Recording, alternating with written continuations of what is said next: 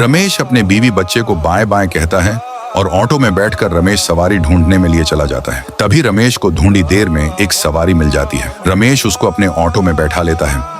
उसको अपने घर जाना था। रमेश को अंदाजा नहीं था कि उसके ऑटो में कौन बैठा है। रमेश 1 घंटे का सफर तय कर उस आदमी को उसके घर के पास लेकर आता है। जब रमेश ने उससे पैसे मांगे तो वो रमेश को गाली देते हुए कहने लगा, अबे बूढ़े, तुझे पता भी है तू किससे पैसे मांग रहा है? मैं इस एरिया का गुंडा हूँ और तूने पूरे रास्ते ऑटो 20 की स्पीड से चलाई, पूरा पकाया। ये कहकर उसने रमेश के चेहरे पर एक जोरदार बुतसुक्का मारा। रमेश ने अपना वही दम तोड़ दिया। उसके बाद वो गुंडा रमेश के बचे कूचे पैसे भी चुरा लेता है। फिर क्या था, एक आदमी भागते भागते रमेश के दरवाजे तक आ पहुंचता है और डोरबेल बजाने पर रमेश की बीवी बच्चा आदमी के सामने आते हैं। तभी वह आदमी उनको कहता है, तुम्हारे पति रमेश को बादल डॉन ने बड़ी बेरहमी से मारा। बस रमेश ने उससे सवारी के पैसे मांगे थे, इसीलिए। ये बात सुनकर दोनों फूट फूट कर रोने लगते हैं। फिर दोनों रमेश को कब्रिस्तान में दफना के फूल रखकर वहां से जाने लगते हैं। जब दोनों सुनसान रास्ते से अपने घर जा रहे थे, परंतु उनके सामने वही गुंडा अपनी जीप लेकर रास्ता अड़ाए खड़ा था। वो गुंडा बीवी से कहने लगता है, चल मेरे साथ एक कमरे में। इस बात पर बच्चे को बहुत गुस्सा आता है। वो कहने लगा, कौन है बे तू? चुपचाप यहाँ से निकल।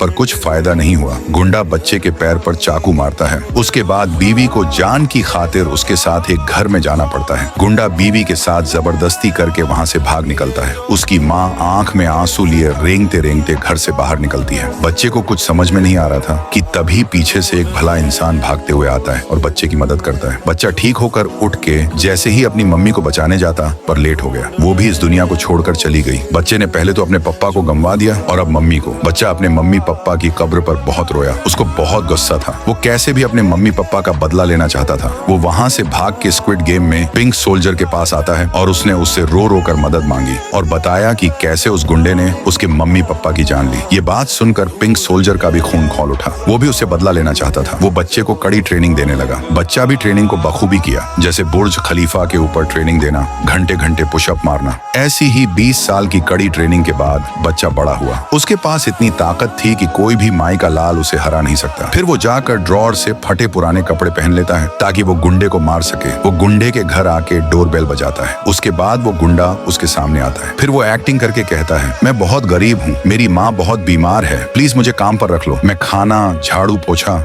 सब कर लेता हूँ। गुंडे ने उसे घर के काम में लिए रख लिया। उसने पहले तो गुंडे का दिल जीतने के लिए खाना बना के गुंडे को दिया। गुंडे ने उस खाने को खाया और अब सही टाइम था बदला लेने का। वो जल्दी से गुंडे के कमरे में आया और गुंडे को नींद से जगाता है। गुंडा उठ के उसके पास देखता है। वो उसे रोके कहता है, मैं उसका बेटा हूँ जिसको तुमने 20 साल पहले बड़ी बेरहमी से मारा था। ये कहकर उसने गुंडे को गोली मार दी। गुंडा भी मर जाता है।